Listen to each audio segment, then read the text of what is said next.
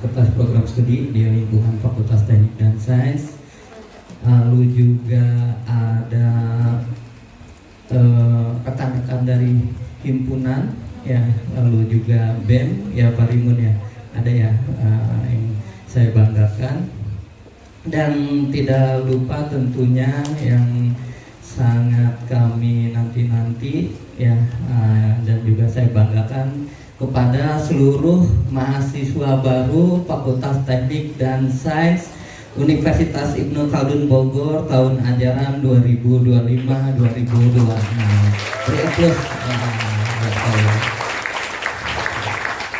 Oke. Perkenalkan diri tadi saya sudah ya. Nama saya juga Afrianto. Di sini saya membantu saat ini ya, membantu tadi sudah diperkenalkan sebagai wakil dekan bidang akademik ya, dan saya pun seorang dosen yang berhome base dengan di program studi teknik informatika. Di mana di sini yang teknik informatika, Cung? Alhamdulillah banyak. Beri aplaus buat teknik informatika. Gak apa-apa Bu Dekan ya, nyolong setar. Ya, mungkin untuk menyapa rekan-rekan, saya sebut ya, karena ini jamak, mungkin saya sebut sebagai FTS muda ya. Kenapa FTS muda? Nah, rekan-rekan sekarang sudah bergabung di dalam keluarga Fakultas Teknik dan Sains, dan ya Fakultas Teknik dan Sains ya yang masih muda-muda. Nah, jadi nanti mungkin saya menyinggung istilah kata FTS muda. Kalau saya FTS tua juga enggak ya, FTS dewasa. Kira-kira ada yang tahu kenapa saya FTS dewasa? Kalau tua belum deh, tapi saya FTS dewasa. Ada yang tahu nggak? Belum ya, kita belum banyak berkenalan. Kang Ridwan boleh ditunjukkan ada satu foto, bukan bermaksud narsis gitu ya.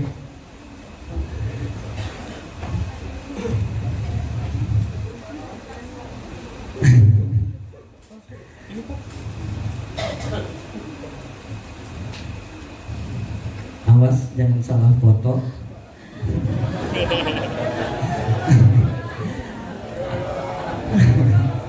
Ayo, yang di depan ada nggak tadi? Coba, udah?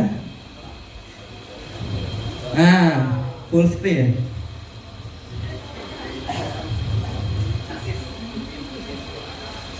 Oke, boleh. Nah, kira-kira saya yang mana?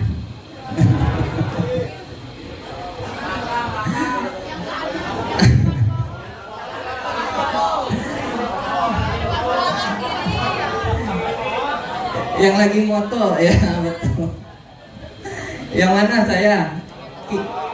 Kiri atau kiri, tengah, kanan? Kiri sini. Betul? Oke, berarti Anda semua salah.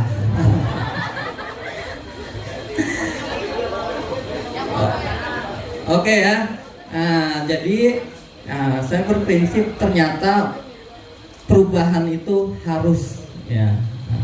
Jadi ada perubahan yang mungkin akhirnya berdampak signifikan sampai ya, FTS muda di sini tidak samar ya mengenali mana saya, seperti itu. Nah, saya ternyata ini yang melas banget nih, udah cungkring hitam mungkin ya di kanan. Beda ya dulu sama saya ya sekarang ya. Lebih mending mana dulu apa sekarang? Gawat ini, berarti kemunduran ya. Oke, kembali lagi pertanyaan saya. Tadi saya bilang saya FTS dewasa, bukan FTS tua ya, belum ya. FTS dewasa. Kira-kira dari clue tadi sudah bisa terbayang Belum ya. Jadi kenapa saya MTS dewasa? Karena saya pernah merasa di posisi sama dengan rekan-rekan saat ini MTS muda. Jadi saya pernah duduk bersama dalam kondisi ta'aruf di Universitas Ibnu Khaldun Bogor. Nah, jadi kondisinya pada saat 2007, jadi ta'aruf ini bukan momen yang baru. Pada saat 2007 saya pernah sama merasakan duduk bareng seperti rekan-rekan. Oke ya, jadi tahu berarti saya siapa? Alumni Fakultas Teknik dan Sains. Untuk program studinya bisa menebak? Sipil. Salah ya, tadi saya dosennya dosen mana? Informatika. Oke, jadi selain saya seorang dosen, alhamdulillah saya seorang alumni yang mengikuti perkembangan zaman Fakultas Teknik dan Sains, dan juga di program studi teknik informatika. Jadi saya sedikitlah mengetahui perubahan-perubahan. Kalau yang banyak seperti Bu Dr. Feril. Jadi beliau ini dosen saya dulunya, walaupun di teknik sipil. Beri aplaus buat dosen-dosen kita yang luar biasa. Oke ya. Nah, jadi nggak usah khawatir rekan-rekan, setelah lulus saya akan jadi apa? Ya bisa melihat saya lah paling kecilnya. Paling kecilnya ya, tapi kalau yang udah pada terbang gitu ya, itu yang luar biasa. Jadi nggak usah khawatir, istilahnya ada istilah madesu gitu ya, masa depan suram, nggak ada ya di teknik informatika. Rekan-rekan harus mempersiapkan. Nah, bagaimana untuk ke sana nanti kita lihat. Oke, Mas Irfan kembali. Takut ada yang motret fotonya lagi ya, disimpan. Jangan lama-lama. Ya, tadi topik saya panjang ya, tapi saya berbagi deh nanti kayak yang sistem akademik, kurikulum. Saya rasa itu mungkin di program studi akan dibahas. Jadi saya ambil materi-materi intinya ya. Karena saya di akademik sesuai dengan penugasan, dan tadi ya ternyata transformasi itu perlu ya. Ternyata perubahan dari 2007 sampai 2025, ternyata rekan-rekan pun MTS muda agak sulit mengenali ya. Itu karena ada transformasi. Kita perlu mentransformasi. Nah, transformasinya tergantung dari perencanaan langkah-langkah MTS muda saat ini. Nah, konteksnya dalam saat ini mungkin saya bisa ringkas menjadi langkah-langkah menjadi mahasiswa sukses akademik ya. Dengan jargon tadi Bu Dekan ada FTS beradab ya, sehingga nanti rekan-rekan mulai sekarang ya, ini bukan siswa lagi nih rekan-rekan, sudah maha ya, bukan siswa lagi. Nanti mindset seperti apa ya, nanti akan lebih detail didukung oleh WD2 dan WD3 ya, yang harus di-prepare oleh rekan-rekan. Saya fokus ke akademik.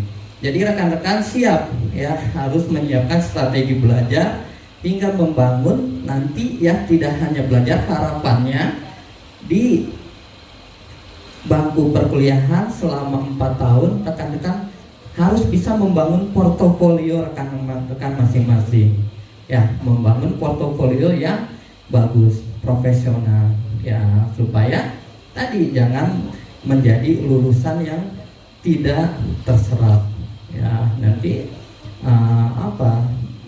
jadi masalah bersama kalau rekan-rekan banyak lulusan yang tidak terserap ya, sehingga rekan-rekan harus mulai sekarang bagaimana caranya meniti membuat portofolio yang profesional, sehingga rekan-rekan harapannya menjadi mahasiswa unggul di akademik untuk mendukung apa tadi Bu Dekan punya visi juga ya.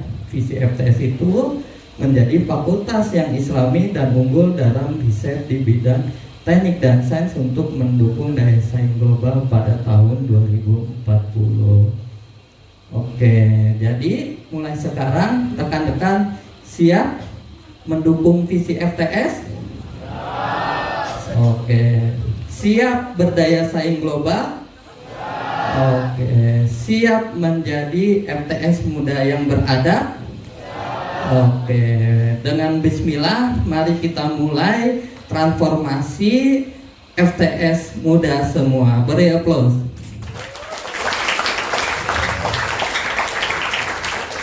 Oke, gimana mentransformasinya? Lanjutkan Ridwan.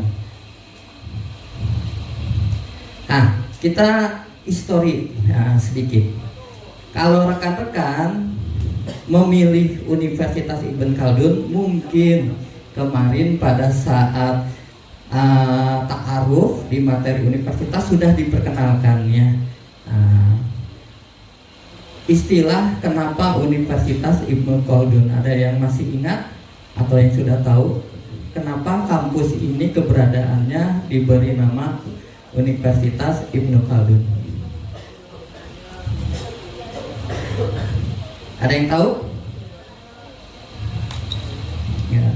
Pendiri Universitas Ibn Khaldun ada yang tahu?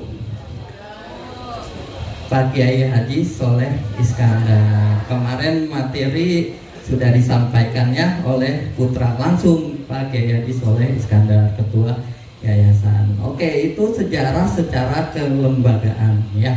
Jadi saya tidak membahas lagi sejarah secara kelembagaan. Nah, saya coba siap, tapi pendirinya Pak Soleh Iskandar. Kenapa namanya masih Ibn Khaldun? Masih enggak ini ya, enggak make sense secara langsung, tapi semangatnya bisa kita lihat ya. Sedikit nama Ibnu Khaldun. Sebenarnya Ibnu Khaldun ini ya merupakan tokoh Islam dan bapak sosiologi ya. Ada karya besarnya, pemikirannya di era modern yang fenomenal ya. Ada bukunya Mukadimah. Walaupun pengantar bukan Mukadimah, tapi dia isinya kalau tidak salah ribuan. Itu salah satu buku yang tidak pernah tamat sampai sekarang saya baca ya. Karena jumlahnya yang banyak. Nanti rekan-rekan silakan ya, ingin menginspirasi mengenal lebih jauh seperti apa sih sosok ilmuwan Islami Ibnu Khaldun itu sendiri, sehingga dibaiatkan menjadi nama universitas kita seperti itu ya. Untungnya karena saya di TI mungkin tidak terlalu gaptek, sekarang banyak tool AI, akhirnya saya minta bantu ke AI untuk mengikhtisarikan ya. Jadi nanti perlu divalidasi, rekan-rekan FTS muda bantu baca untuk bisa meresumkan ya. Tapi ini saya ambil poin-poinnya ya. Jadi pemikiran besar Ibnu Khaldun di sini, saya fokuskan dalam kiprahnya terhadap perubahan ya, transformasi ke arah pendidikan. Nah, di sini ada beberapa. Pertama, pemikiran Ibnu Khaldun terhadap tujuan luhur pendidikan. Nah, dia punya semangat untuk mengembangkan akal. Jadi Ibnu Khaldun di situ memiliki pemikiran memberikan kesempatan akal kita tadi beradab, sudah disinggung. Jadi memang ke arah sana, mengembangkan potensi berpikir dan mencapai kedewasaan intelektual. Jadi rekan-rekan sekarang belajar mindsetnya bukan siswa lagi yang datang ke kelas nunggu guru, nunggu tugas ya. Jadi rekan-rekan harus yang lebih aktif ya. Mungkin style dosen, cara metode pembelajarannya berbeda-beda, namun kita punya koridor nanti seperti OBE seperti apa, tapi rekan-rekan harus menyesuaikan ya. Jadi intinya rekan-rekan bukan siswa lagi, jadi harus ada perkembangan akal Nah, itu relevan di kita. Lalu memajukan masyarakat. Ya, jadi Ibnu Khaldun ini memikirkan juga untuk bisa memajukan masyarakat dengan pendidikan sebagai fondasi peradaban, ilmu keterampilan, dan akhirnya menjadi motor penggerak kemajuan sosial. Dan ternyata itu tagline-nya diadopsi oleh Kemdikti-Saintek saat ini. Nah, kita menjadi kampus berdampak. Ya, jadi rekan-rekan di pembelajaran harus punya ya dampak langsung nanti ke masyarakat supaya minimal membawa perubahan di RT, di Pak RW. Siapa Pak RW?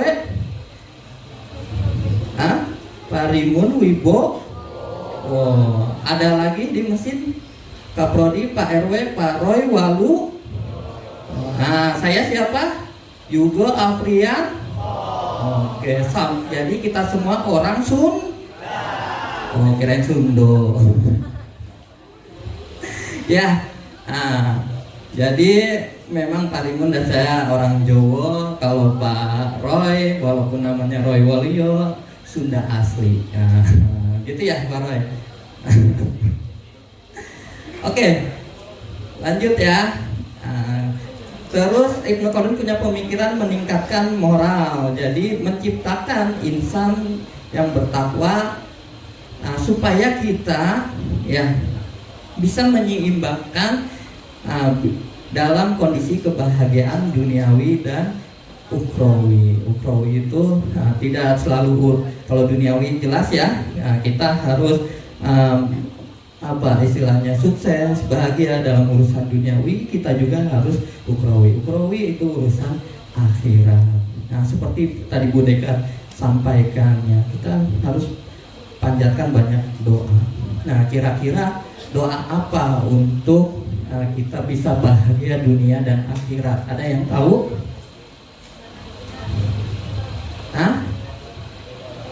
Doa dunia dan benar ya, atau doa sapu jaga. Ada yang nggak hafal? Hafal semua? Coba kita doa. Robbana atina fid dunya hasanah wa fil. Amin. Beri plus buat rekan-rekan semua. Oke, ya itu selalu dipanjatkan supaya rekan-rekan sukses kuliahnya. Namun tidak hanya urusan duniawi, ikhrawinya juga perlu ya kita jaga. Karena tadi ada kaitannya ke visi kita ya berbasis Islami. Oke,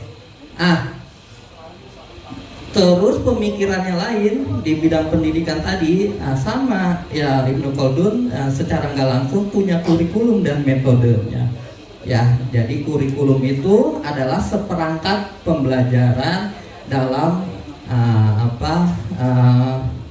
melaksanakan proses belajar mengajar yang akan diberikan kepada pembelajar oleh rekan-rekan.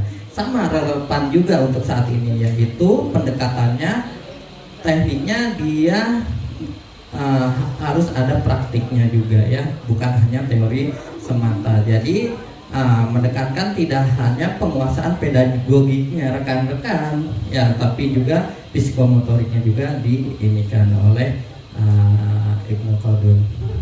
Nah, di sini ada yang menarik di Ibnu Khaldun. Jadi bahasa sebagai kunci pembuka awal. Kenapa?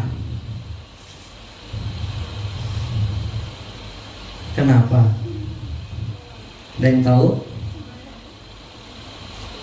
Ketika kita sudah mengerti suatu bahasa, maka minimal itu sebagai pembuka kita untuk bisa memahami suatu keilmuan. Makanya kisah Nabi yang pertama surat turun itu surat apa?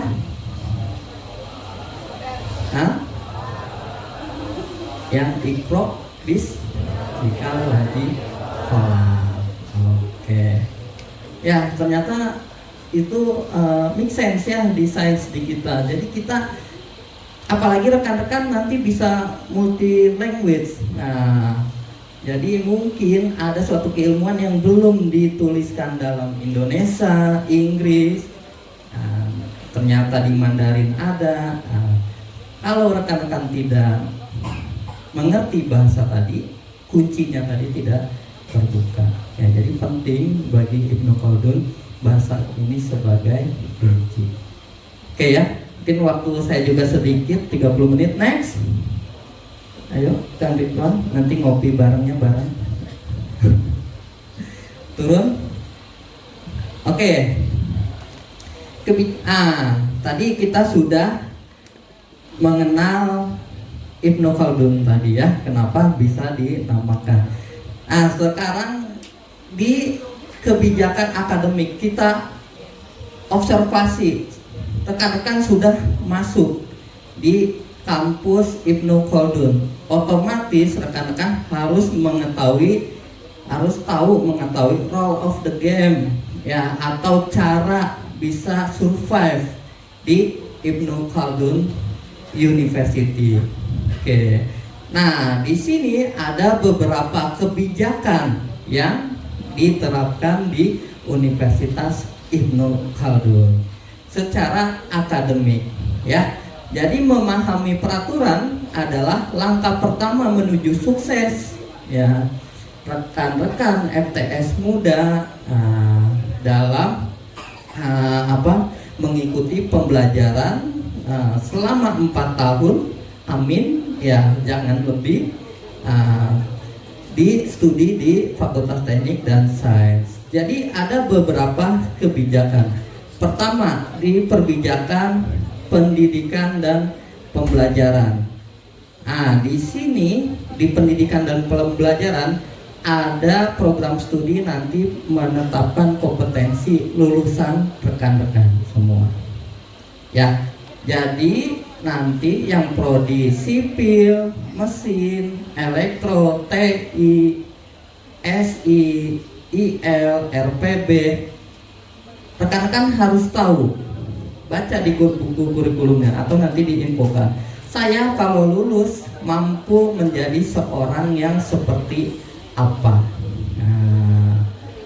Ya, jadi tidak lagi rekan-rekan ketika lulus kuliah pernah belajar apa gitu ya. Oh, saya waktu kuliah belajarnya mata kuliah A, B, C, D. Tapi dari mata kuliah tadi apa ya yang bisa rekan-rekan manfaatkan untuk bisa rekan-rekan gunakan dalam menyelesaikan masalah di masyarakat ataupun di dunia usaha dan industri. Jadi ya, tidak seperti itu lagi. Jadi rekan-rekan di program studi ketika lulus, harus bisa menjadi apa, gitu ya, supaya nanti punya bayangan ke rekan-rekan semua. Oh, saya nanti lulus bisa jadi mampu membuat program yang wow gitu. Oh, saya bisa membangun bangunan yang wow. Saya masih ada waktu berapa nih? Masih ya? 20 menit, 30 menit masih ada ya. Oke, Kang Ridwan agak diturunkan lagi tadi, ini di scroll di bawah aja. Oke ya, jadi kompetensi lulusan, nanti rekan-rekan secara akademik harus tahu. Lalu kurikulum, di akademik kita punya kurikulum. Alhamdulillah rekan-rekan ini masuk di pas 3 menit lagi tuh. Ini masih banyak nih, saya cepat ya. Kurikulum terupdate, proses pembelajaran nanti berpusat pada mahasiswa interaktif, penilaian menerapkan prinsip edukatif. Lalu pelaksanaan perkuliahan nanti SKS, nanti ada istilah SKS dalam 1 semester. Rekan-rekan melaksanakan perkuliahan nanti sebanyak 16 kali pertemuan dalam 1 minggu. Ya, terima kasih Teteh. Ini Teteh nih kakak kelas rekan-rekan di Teknik Informatika Duta Kampus. Nah, beri aplaus buat Duta Kampus. Nah, terus ini ya 16 minggu. Kehadiran rekan-rekan kuliah ya jangan semena-mena ya, harus hadir minimal 75% atau 14 pertemuan untuk bisa ikut UAS ya. Nah, nanti ujiannya ada apa aja di dalam aturan pedoman akademik ya. Terus remedial mahasiswa di sini dapat memperbaiki nilai pada saat semester berjalan jika ya mudah-mudahan amit-amit nggak ada yang nilainya ini. Nah, buat FTS muda, amin. Oke, nggak usah ada yang D, C, D, C atau B, C, semua A ya. Insya Allah dosennya baik-baik di bawah naungan bidekan. Terus, nah ini nggak kalah penting cuti akademik kalau memang ya ini nanti jadi efek domino, masalahnya beruntun. Kalau memang dirasa ada dosen pembimbing akademik, rekan-rekan kiranya, oh saya akan sulit nih nanti dalam semester ini mengikuti kuliahan karena ada satu hal dan lainnya. Nah, lebih baik merekomendasikan cuti akademik. Kenapa? Walaupun tidak direkomendasikan sebenarnya, hanya banyak kerugian ya. Tapi tidak terlalu besar. Kenapa? Kalau rekan-rekan hilang seperti itu aja, liar seperti itu aja, tagihan tetap ditagih besar, nilai tetap diinputkan yang gitu. Kalau rekan-rekan tidak mengurus ya, jadi lebih baik mengurus cuti akademik karena SPP-nya cukup bayar 25%, tidak full ya. Jadi tidak terlalu membebani. Tapi itu harus dilakukan sebelum perkuliahan dimulai. Jadi rekan-rekan jangan khawatir bertanya ya. Kalau sudah kadung seperti nanti kita perkuliahan 29 September, rekan-rekan diam saja seminggu 2 minggu sampai UTS, akhirnya baru ketahuan saya sulit dana, saya sulit apa. Secara aturan tagihan full SPP rekan-rekan justru tertagih, jadi semakin terbebani ya. Jadi harus bisa mengukur diri rekan-rekan juga ya. Nah ini ada skema cuti akademik. Oke, mungkin kalau terlalu detail saya nggak cukup. Lanjut kan Ridwan ke bawah, sorot tadi ke bawah di penilaian kelulusan. Nah ini masih belum berubah, tapi mungkin akan berubah karena adanya OBE, tapi secara legal belum disesuaikan. Jadi kumulatif penilaian rekan-rekan, nah, dinilai suatu mata kuliah nilai akhirnya dari 4 komponen ini ya. Kehadiran, UTS, tugas, dan UAS dengan persentase ini. Nah, jadi selama 16 kali pertemuan ditentukan dengan nilai-nilai ini yang menentukan akhirnya jadi A, B, C dan lain-lain. Nah, jadi rekan-rekan sudah mulai melihat apa yang harus akan saya lalui gitu ya. Syarat lulus, nanti di akhir IPK-nya di atas 2 ya. Pada saat Anda lulus 4 tahun ke depan, amin, mudah-mudahan nanti dilihat dengan IPK rekan-rekan. Nah, nanti lulus itu rekan-rekan dapat predikat berdasarkan IPK. Apa tuh saya lupa. Lulus dengan ujian cum laude, summa cum laude. Nah, tapi saya rekomendasikan rekan-rekan jangan hanya mengejar IPK summa cum laude. Jadi jadilah lulusan terbaik di program studi dan Universitas Ibn Khaldun Bogor. Beri plus. Oke ya. Jadi rekan-rekan ada dari sini menjadi satu lulusan terbaik se-UIK ya. Kita kemarin tidak menjadi lulusan terbaik se-UIK, tapi kalau setiap program studi ada. Tapi saya harap saya punya lulusan terbaik Fakultas Teknik dan Sains untuk se-UIK. Caranya apa? Ternyata ini yang harus rekan-rekan, tidak hanya IPK yang tinggi, rekan-rekan harus aktif, berrekognisi, memiliki prestasi baik di tingkat internasional maupun nasional. Nanti sertifikat-sertifikatnya dihitung, punya bobot.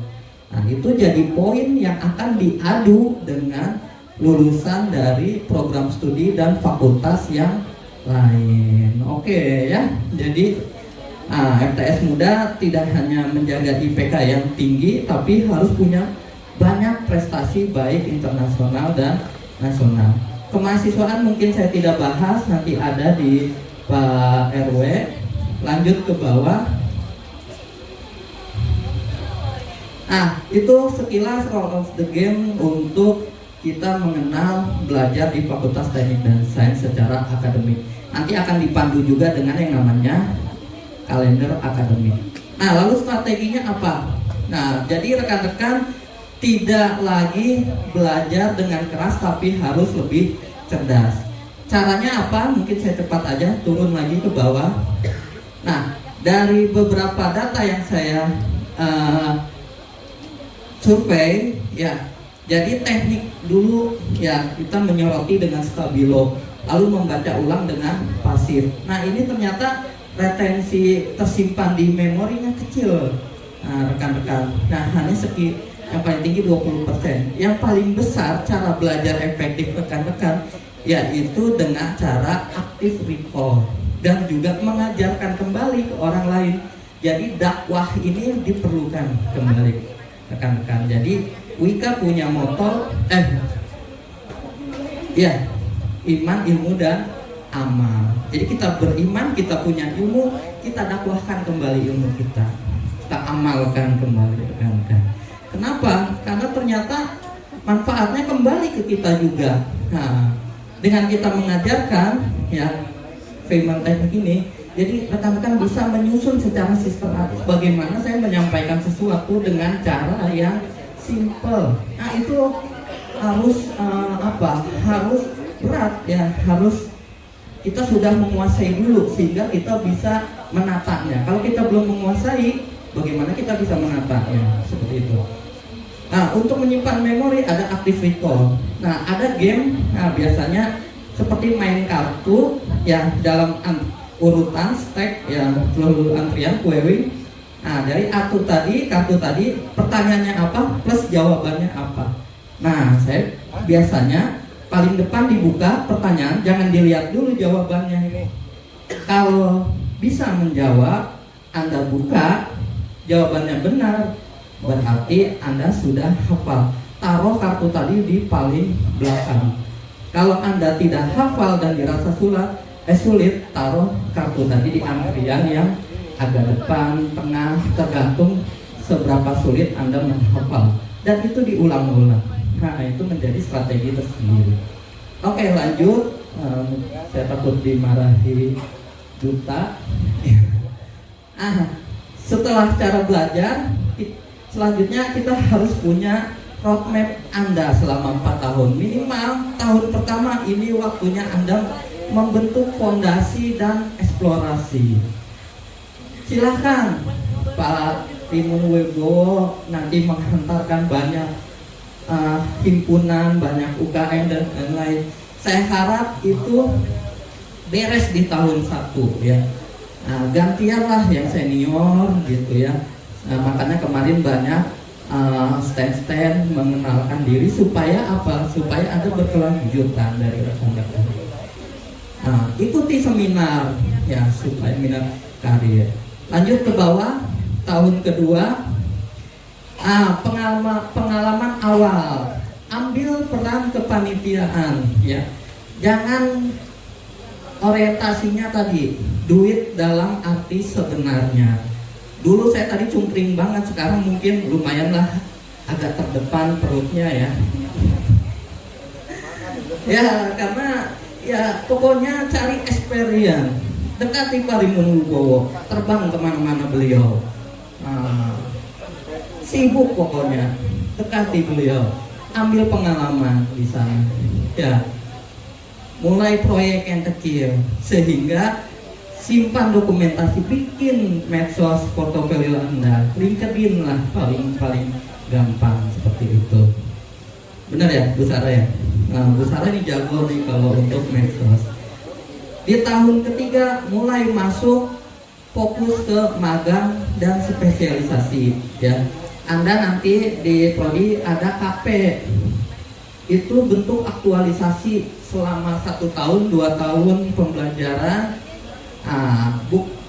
pengenalan di dunia industri seperti apa. Ini ambil nih poinnya di sini. Semester 5 mulai merambat keluar, jalin koneksi jejaring ya.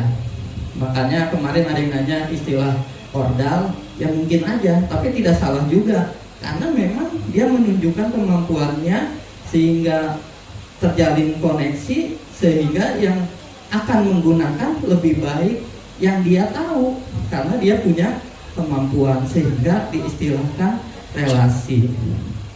Mungkin orang dalam lebih konotasinya jelek, yang main masukin tapi akhirnya muncul komplainan. Nah, itu tanggung jawab sama yang bawah ya. Terakhir di tahun keempat, dari yang tadi semua mulai membentuk CV dan portofolio rekan-rekan.